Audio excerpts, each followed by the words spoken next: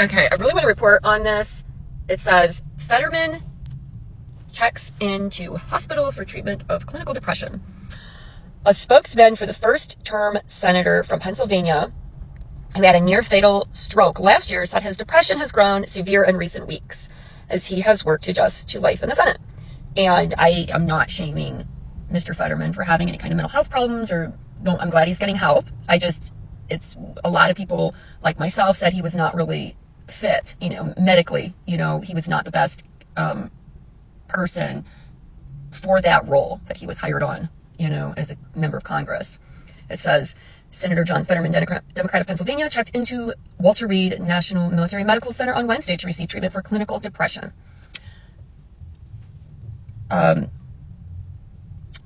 Says that he was hospitalized last week after feeling lightheaded, and he checked himself into the Walter Reed National Military Medical Center on Wednesday night to receive treatment for clinical depression, his office said on Thursday.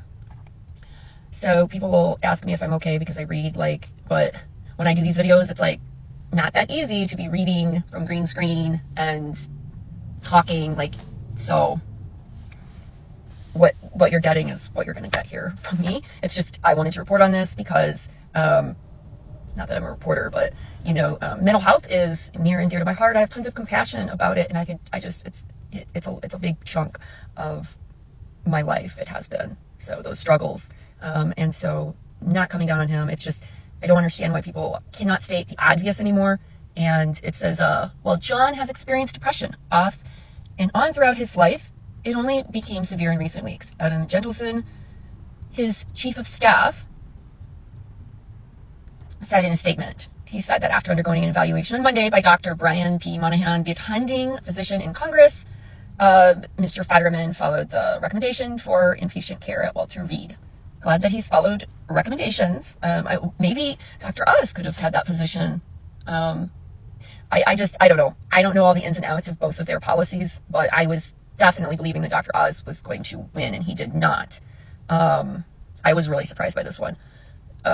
The decision to seek help at Walter Reed underscored the challenges, both physical and emotional, that Mr. Fetterman has been dealing with since entering the Senate last month after a life-threatening stroke last year. A transition that has been vastly more difficult because of the strains of his recovery.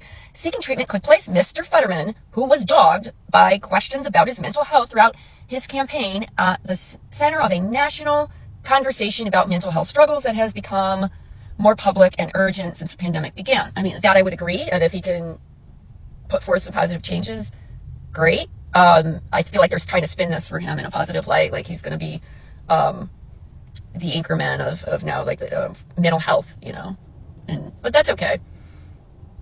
I just feel like, why? It's same with Joe Biden. I'm sorry, but I don't see it. It's how can you look clearly and see somebody's struggles, okay, and not me sitting in front of Starbucks talking off of a green screen. I know somebody's gonna say that, but you see them struggling to speak and have all these issues and talk about people that are dead and look for them in the room, and it's why do people overlook that? And then to say, I don't think he's fit for office it's not saying that then they'll go into Trump. It's better than Trump. It's why do they keep picking candidates that are just they can't fulfill the job duties, okay?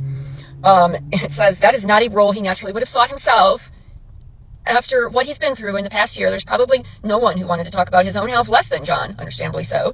His wife stated, Giselle Barreto Fetterman.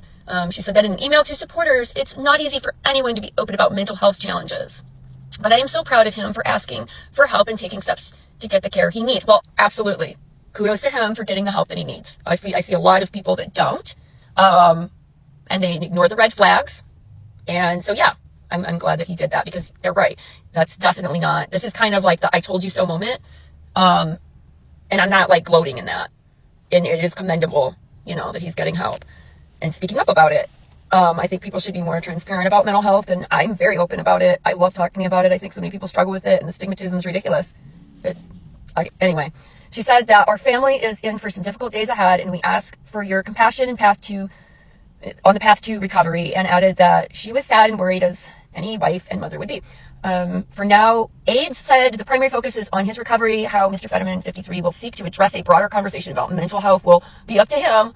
It is not yet clear how long Mr. Fetterman will stay at Walter Reed through AIDS anticipation. It will be longer than a few days. You know, from my experience, it's like 5 days on average.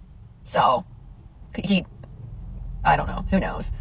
It's just a place to kind of balance you out, but it's not where, you know, long-term treatment happens.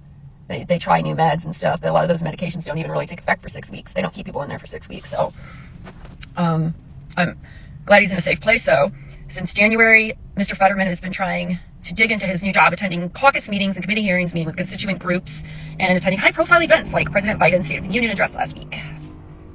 He has been living alone in Washington, while his wife and 3 kids are still back in PA. Well, let me know your thoughts. I mean, I thought this was an interesting article. That's all. So I figured I'd share it. And the subject is close to my heart. So thanks. Let me know in the comments.